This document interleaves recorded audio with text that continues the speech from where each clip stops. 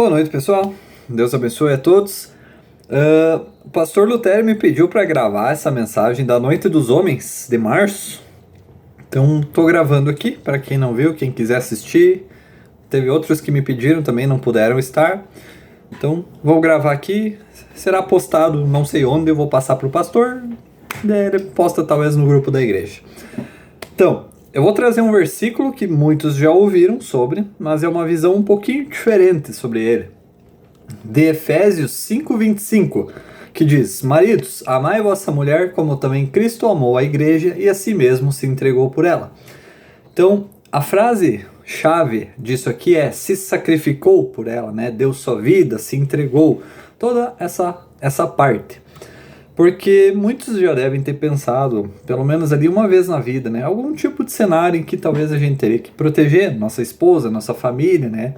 Em alguma tragédia, se ocorresse uma enchente, eu pularia na água, na correnteza, a casa pegando fogo, entraria para salvar, né? Ou até o cenário mais comum de hoje em dia, alguém ameaçando, né? Um assalto, um bandido. Eu lutaria por ela, com certeza, me colocaria na frente, tomaria um tiro, morreria sem pensar duas vezes. Não vou sair imediatamente reagindo ao assalto armado, mas se chegar a isso, com certeza protegeria, né? Alguém entrando na minha casa, mas não pensaria duas vezes, mataria o meliante, não deixaria o mal acontecer para minha família de jeito nenhum. Num caso assim, a gente talvez pensa desse jeito, né? Aquela morte mais heróica, né? Mais gloriosa. Mas, e nesse caso que eu vou falar agora, vocês estariam dispostos a se sacrificar ou a matar? É um caso que aconteceu comigo, mas com certeza já aconteceu com você também. Ano passado, ou talvez um pouquinho antes, entrou um homem aqui em casa. Um homem mau, disposto a causar o mal, causar dano para minha esposa, para minha família. Era de noite, ele ameaçou ela, gritou com ela, humilhou, causou tristeza, choro, desespero. Podia ter feito pior. Eu não fiz nada para impedir naquele dia. Eu não matei esse homem. Isso foi um erro, porque aconteceu de novo um tempo depois. Mesmo homem entrou de novo, mesmo horário, mesmo jeito, as mesmas coisas. Mas dessa vez vai ser diferente, eu pensei. Vai ser a última. E eu matei aquele homem. E depois disso, um outro homem apareceu. E também causou mal a ela. De um jeito diferente, mas causou. E ele voltou semana passada. E hoje, de novo. E amanhã ele vai entrar e todo dia ele vai vir pra cá. Com um coração mau, disposto a causar o mal. Sabe quem é esse homem? Eu mesmo. Eu mesmo como um pecador. Agora todos vão entender o porquê. Já aconteceu com vocês também. Todo dia a gente permite esse homem pecador que entre nas nossas casas, tendo um coração mau, mesmo que não queira, mas tendo, e não tem como evitar. Faz parte da natureza. Vai se irar, vai ser orgulhoso, vai ser perigoso. Cada homem vai ser diferente. Um mal diferente. Mas todos têm a tendência de fazer todo tipo de mal, do menor ao maior, né? Vai depender do quanto a gente se protege. Mas a pergunta é, a gente vai estar disposto a dar nossas vidas pela nossa esposa nesse caso? Disposto a nos sacrificar para matar esse homem, esse pecador? Esse, né, pecador que quer fazer mal de algum jeito? Disposto a crucificar esse homem carnal? A matar desejos egoístas que existem dentro de nós? Não é uma morte gloriosa, é uma morte sacrificante de todo dia, um pouquinho. Porque a cada vez que a gente matar um homem assim, vai surgir um novo, um que não apareceu antes, ou já estava lá, mas a gente não percebeu ele, porque tinha, né, um problema, um homem maior na frente, mais visível. E esse homem menor, escondidinho ali, é mais perigoso, né? Justamente por ser menor. É aquele problema mais ágil, mais astuto, né? Que sabe se esconder, sabe correr, sabe parecer inofensivo no dia a dia. Nos enganou o tempo todo, fingindo que não estava lá. Pode enganar de novo, dizendo, mas eu estava aqui o tempo todo. Nunca fiz nada, que diferença faz eu ficar, né? Nunca incomodei, nunca fiz barulho. O trabalho, o sacrifício para matar ele vai ser bem maior. Mas e aí? A gente está disposto a se sacrificar? a matar toda vez um pecado diferente, um homem diferente. A gente abandona um erro, um pecado e se torna um novo homem. E aí tem que matar esse, porque ele vai estar acompanhado de outro problema. E se torna outro, e vai indo, vai indo. Mas o perigo, né? O pecado sempre vai estar lá, entrando todo dia dentro de casa. E a gente precisa todo dia morrer pela nossa esposa, que não é uma tarefa fácil. E renascer todo dia, um novo homem, um novo marido. Mas, claro, vamos aos exemplos, né? O primeiro, mais clássico, o homem alcoólatra. Para quem já é cristão, talvez não passe mais por isso, mas um dia passou, talvez alguns ainda passem, né? Aquele que chega bêbado, gritando, derrubando, quebrando coisas. Tem várias versões desses. Às vezes é só um bêbado chorão que cai duro no chão, mas também é aquele perigoso que entra na casa, bate na mulher, nos filhos, às vezes até tem uma arma de fato. Esse homem não ouve a razão, vai direto para a violência. Provérbios 4:17, pois eles se alimentam da perversidade e se embriagam com a violência. Ele pode não ser assim sóbrio, mas a versão bêbada revela algo que estava lá no fundo. Então, vai permitir com que esse homem tenha acesso à bebida, que começa com um copinho, esse estava bom, só mais um eu paro. Bem gelado. Mais outro deu, é o último. E vai, e vai. Nessas alturas, tu já deu a chave da tua casa para esse homem. Vai permitir ele ter todo esse acesso? Ou tá disposto a matar ele, né? Antes que o perigo esteja num ponto sem volta, disposto a abandonar a bebida para permanecer sóbrio, permanecer com a família. Não dá para deixar ele vivo para fazer isso. Segundo, um homem drogado, o clássico também. E não precisa nem ser droga pesada, né? Um cigarrinho ali já basta. Porque a palavra feitiçaria na Bíblia vem do grego pharmakia, que é para substâncias que alteram a mente. Isso é uma das obras da carne de Gálatas 5. Aquele homem que joga fora a saúde todo dia, pouco a pouco. Aquele homem que nem sequer precisa entrar na casa para destruir tudo. Destrói de longe, né? Mata um futuro onde os filhos podiam estar com ele, correndo, brincando, para estar ali numa cama de hospital. Ou num caixão. Né? É um homem que mata o futuro com a esposa, com os netos, que rouba as economias da família, às vezes, para manter o vício. É um homem mais silencioso. Mas quando tenta se defender dele, ele vai dizer: mas eu não estou fazendo mal a ninguém, estou fumando para mim. Mas a fumaça está entrando para todo mundo, o cheiro. E, né, às vezes a saúde da família também já está sofrendo por causa, além da própria saúde dele. Esse homem vai matar momentos alegres de reunião, de comunhão, para estar lá fora fumando. Então, você está disposto a matar esse homem, devolver momentos de alegria, de comunhão com a família? O terceiro, o homem do dinheiro. Esse aqui envolve dinheiro de várias formas, né? Tem o homem que vive apostando, que numa hora dessa fica numa dívida, né? Às vezes está até envolvido com o homem das drogas. E aí vem o agiota, vem o traficante, vem sei lá mais quem cobrar a dívida. E às vezes, né, acaba em tragédia. Deixou uma viúva, deixou um órfão. Por quê?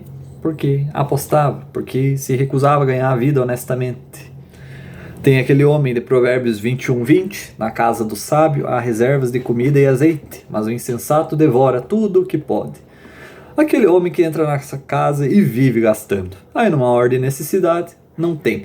Surge uma doença na família, leva alguém porque gastou toda a poupança. Tem aquele homem que nem se preocupa com alguém além dele mesmo, só quer ficar de boa ali, sem trabalhar, sem sustentar, sem dar uma vida digna. 1 Timóteo 5:8. Ora, se alguém não cuida dos seus, especialmente de sua própria família, negou a fé e é pior que o descrente.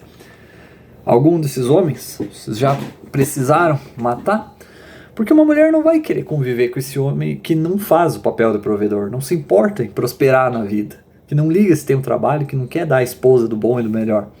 Mesmo que não consiga, mas que queira, esteja disposto a tentar. Né?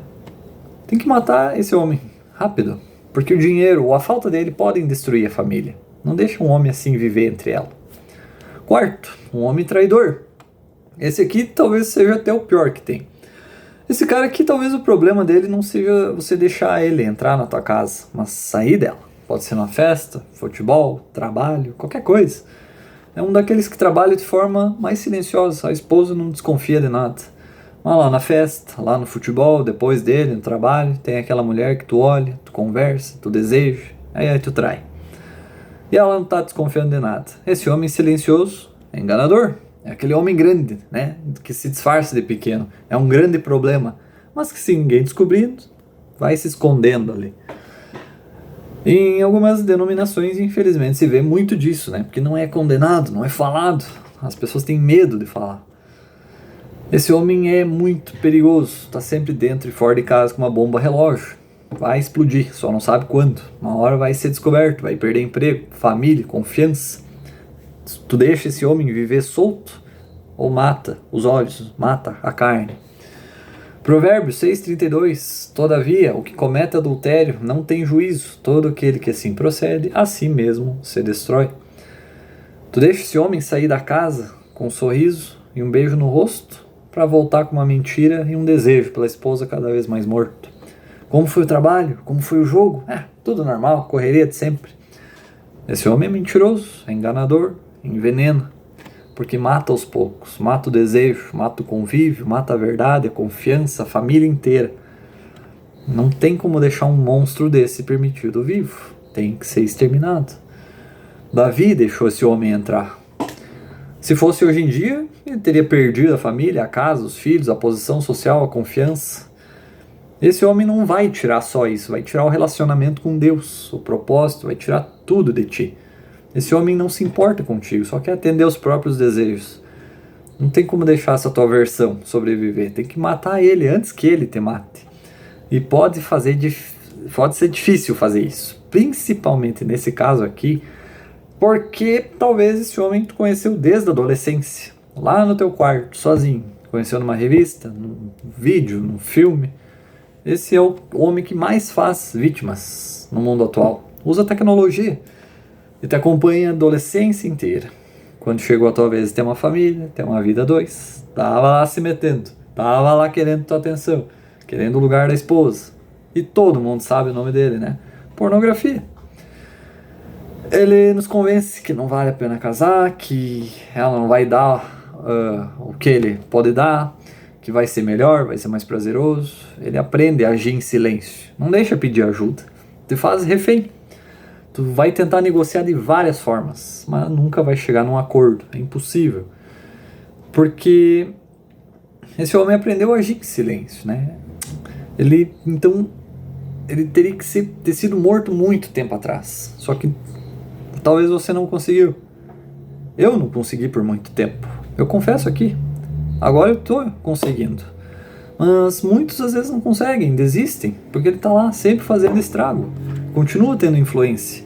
Então, se você tem um filho, adolescente ou quase, ou mesmo ainda pequeno, quanto é tempo? Ensinem eles a matarem desde cedo.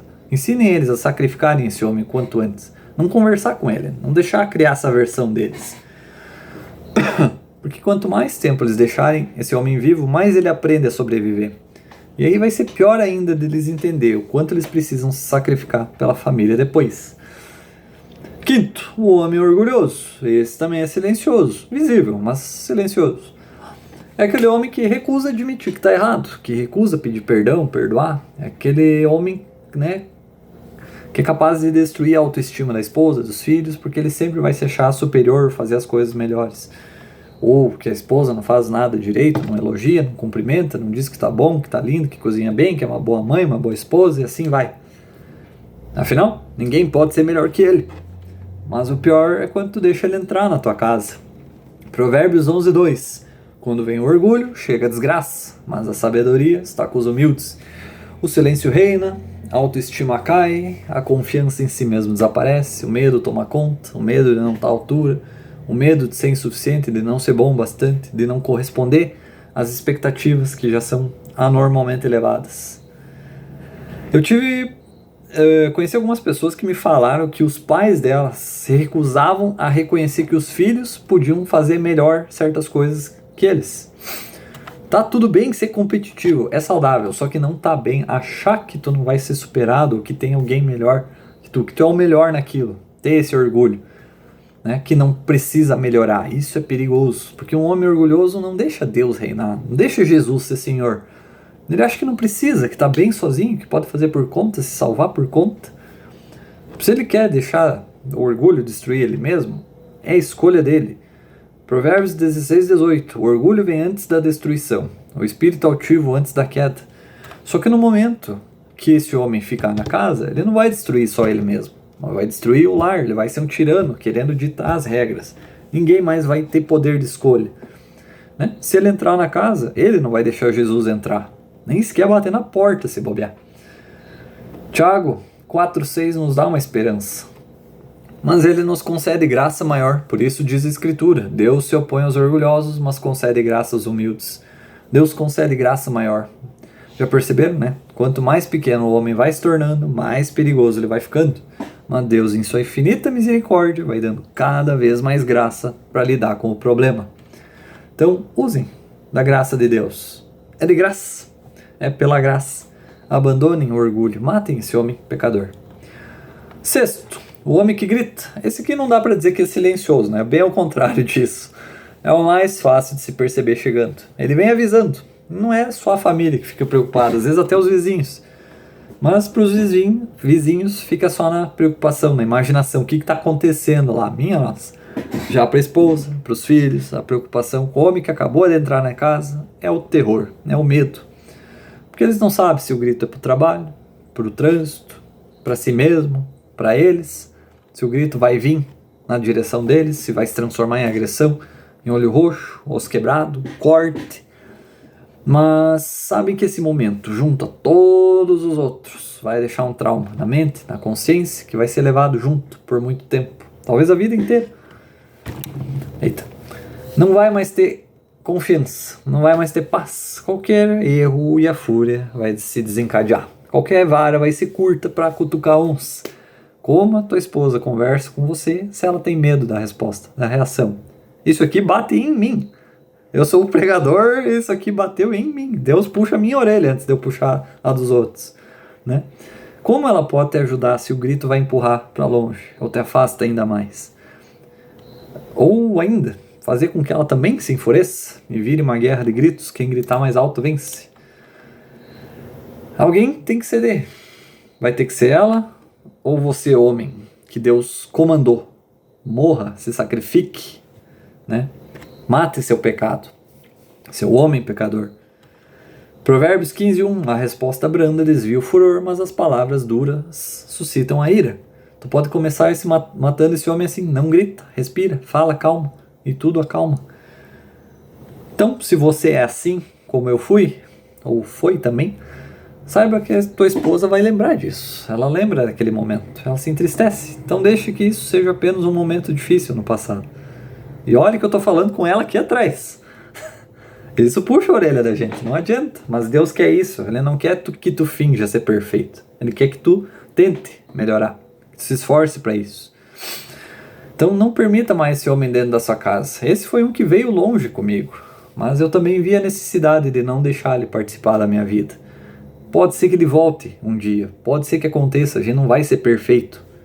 Mas não pode ser mais como era o tempo todo. E quanto a você?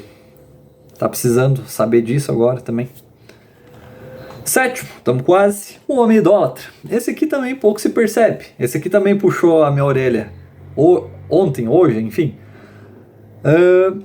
Ele é um homem que não adora santos, não adora imagens, não adora outros deuses, não fuma, não bebe, não trai, nada. Só que ele troca a esposa, talvez, os filhos, a família, por qualquer coisa que seja o ídolo. Troca uma noite especial, talvez, uma data comemorativa, porque quer trabalhar para ganhar mais, conseguir comprar algo que ele quer. E se ele troca uma noite especial, que dirá das comuns? Mateus 6:24. Ninguém pode servir a dois senhores. Não podeis servir a Deus e as riquezas. Ele não serve a Deus observando o mandamento de cuidar da família, serve a riqueza. Ele troca a atenção dos filhos pelas pessoas ao redor, né? Tudo para talvez manter o nome, o status, né? Troca um culto no domingo de estar com Deus para assistir um jogo de futebol, para ir pescar, para ir trabalhar às vezes. Eu fiz isso essa semana, já fiz várias vezes, todo mundo faz. Em algum momento a gente faz. A gente sempre tem desculpa. Ezequiel 14:3. Esses homens levantaram seus ídolos no coração. Salmo 115:4. Os ídolos deles são prata e ouro, obra das mãos dos homens. a gente deixa de ter um momento com Deus para jogar um jogo, olhar uma série, um filme, sair com os amigos, qualquer coisa. As desculpas são as mais variadas que tem. E eu pedi perdão para Deus, pedir ajuda para melhorar. Você também precisa fazer isso. Porque um homem que no fim troca o momento com Deus, troca a família inteira. Porque mostra na falta de amor por Deus, que podia ser maior, não tem a prioridade estabelecida. E um homem sem prioridade não vai ter foco, né? Qualquer coisa que o agrade no momento tá bom. Esse homem vai destruir a disciplina quando entrar no lar, vai destruir a ordem, a obediência, vai perder o poder de corrigir, de guiar, de discernir. Porque ele mesmo não faz isso. Só que o líder não é aquele que nunca erra, mas é o primeiro a querer mudar. Então seja o homem que faz isso, que quer corrigir, quer voltar, né, para não deixar a tua família inteira desestruturada e perdida. Porque o senhor desse homem não é bom, não é sábio, não é justo, não é poderoso, não fala, não ouve, não vê, não pensa, não importa qual seja. Como um senhor assim vai ensinar esse homem a guiar sua família? A gente só pode ter um senhor verdadeiro, Jesus Cristo. Apocalipse 17:4, porque é senhor dos senhores e rei dos reis. Vencerão os que estão com ele, chamados, eleitos e fiéis. Sejam fiéis a Deus, sejam fiéis a todos os princípios estabelecidos, aos mandamentos. Último exemplo, mesmo que possam haver bem mais, um homem egoísta. Filipenses 2:3-4. Não sejam egoístas, nem tentem impressionar ninguém, sejam humildes e considerem os outros mais importantes que vocês. Não se preocupem apenas com seus próprios interesses, mas também com os interesses alheios. Esse homem aqui talvez nem se importe com a esposa de verdade. Só tá com ela porque foi vantajoso, talvez, pelo ego dele. Essa aqui é minha esposa. Que coisa maravilhosa, olhem para ela, né? Não dá para ser assim. É um homem que vai entrar na casa para tirar a humildade. Ele é bem parecido com o orgulhoso, às vezes até. Porque ele também não vai se sujeitar a fazer o desejo da esposa. Também dificilmente vai reconhecer seus erros. Não vai se importar com o conforto dela, se precisa de um tempo para descansar, para orar, para ler a Bíblia, para assistir o programa que ela quer. Né? Tudo que é dele, tudo que é dela é dele, mas nada dele é dela. Né? Esse é um homem que acaba com a confiança. Não pode pegar nada dele que ele já tira, já leva a pensar que tem algo errado por trás, está escondendo alguma coisa. Esse homem vai entrar na tua casa para tirar a submissão. Servir minha mulher, tá louco? Ela que é feita para me servir. Ela é feita para me agradar. Já trabalho para sustentar ela, deveria estar agradecida por ter onde dormir, onde comer. O filho que eu dei para ela. Eu. Não existe ela, só existe eu. Ela se coloca no topo do mundo, onde nem precisa de Deus, não precisa de ajuda, não precisa mudar. Porque para esse tipo de homem tá confortável, tá do jeito dele, afinal. Não vai se submeter aos mandamentos, à autoridade, ao ensino, confiança, mudança.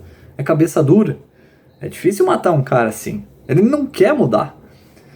Ele porque não vai ser o jeito dele, não vai ser o sonho dele, o propósito dele. Como Deus vai guiar um lar que não pode ter um propósito bom, agradável e perfeito? Porque todo mundo lá dentro vai ser afetado. Tiago 3,16. Pois onde há inveja e ambição egoísta, aí há confusão e todo tipo de mal. Não existem sonhos de ninguém além dele. Quer permitir esse tipo de vida para tua mulher? Quer entregar esse tipo de vida para Deus? Ou quer aprender a amar, a ser submisso? Sacrifica esse homem, esse pecado, esse desejo. Faça exatamente o contrário do egoísmo. Se submeta a Deus.